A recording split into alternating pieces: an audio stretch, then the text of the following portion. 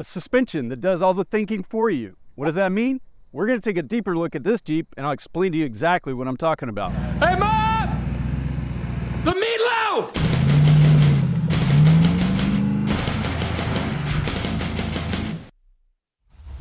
Hey everybody, it's Bo with X's 4x4, and we build badass 4x4s. And this, well, this is Meatloaf. Hey, Ma! It's a pretty cool build. We've had it for about a year. We've done a ton of work to it, and we're gonna touch on what makes this video special, but I wanna give you a full look at the whole build first. From start to finish, beginning to end, however you wanna look at it, it's got a Warren Evo VR10S on the front. Everybody needs a winch on their Jeep. Even if you're not gonna use it for yourself, you may use it to pull somebody else out. So we got one on the front here. We left the factory fenders on it, but we did remove the inner liners to give us some more clearance. And we added some inner fenders on the front to wrap around the suspension, just to make sure that we keep the engine clean without any mud and stuff getting put on it. Next up, underneath, we threw some Currie Dana 60s underneath it. These aren't your regular 8-lug Dana 60s. These are the 5-lug. They're gonna reuse the outer knuckles. They're gonna reuse the rear, the backing plates off your factory axles, but a very cost-effective way of putting Dana 60s underneath your Jeep. And to be quite honest with you, I think they work really well, and I think they're tougher than a lot of people out there give them credit for. So I don't have any problems putting Dana 60s underneath this, or these Dana 60s underneath this Jeep, especially since I don't really want to run 40s on my off-road vehicles anymore. As you can see, we're running trail grapplers, but I'm running 38, 13, 50, 17 trail grapplers. Not what we typically would used to put on stuff, which was 40, 13, and 17s. I've become more of a fan of the 38s. I think for a guy that's gonna have a Jeep, or girl, is gonna have a Jeep that they're gonna daily drive and off-road, I think that the 38 is the perfect tire for their vehicle. It's not gonna be so big and obnoxious that it's gonna be a hindrance in everyday daily driving, but it's still bigger than a 37. It truly does measure out to almost 38 inches. But as that 38 is on the trail, it's going to give us a lot of hookup on the rocks, give us a lot more clearance than we're typically used to with the 35s and 37s. So I think it works really well. And we wrapped them around a set of KMC machete beadlocks that we powder coated the rings, sort of a gunmetal color. We did that so that we can match the wrap that we had designed for this Jeep, specifically designed for this Jeep by Don over at Pixie Decals. And then we had the guys at Graphics Guys in Dripping Springs, Texas.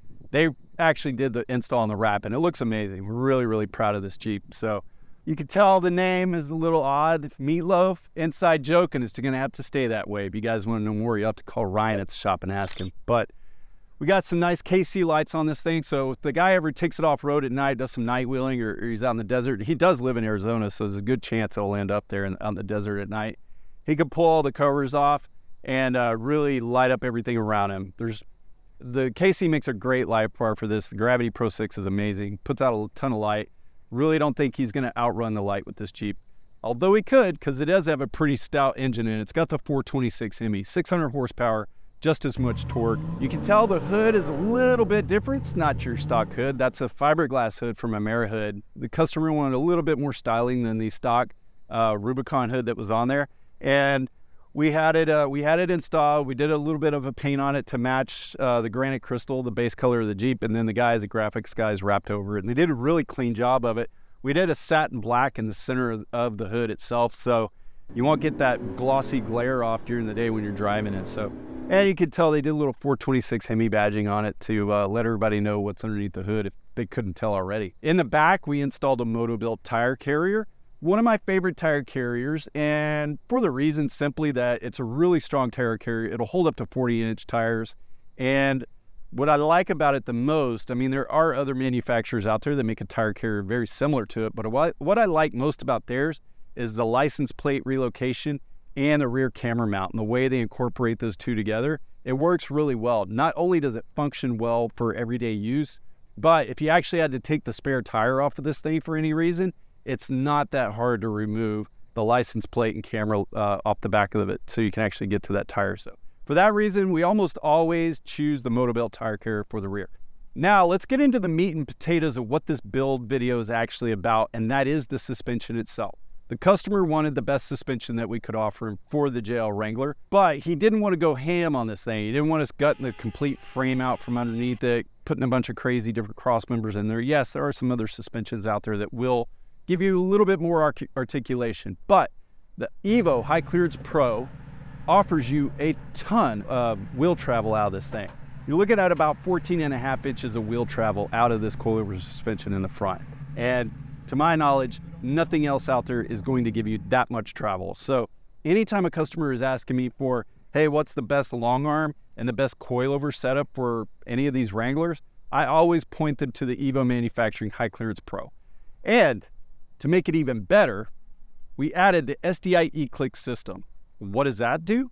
Well, I'm glad you asked. It's got an accelerometer underneath the hood, and for all intents and purposes, it's just going to do all the thinking for you. So it's actually using 12 inputs from multiple sensors on the Jeep, and it's adjusting the shocks 250 times per second.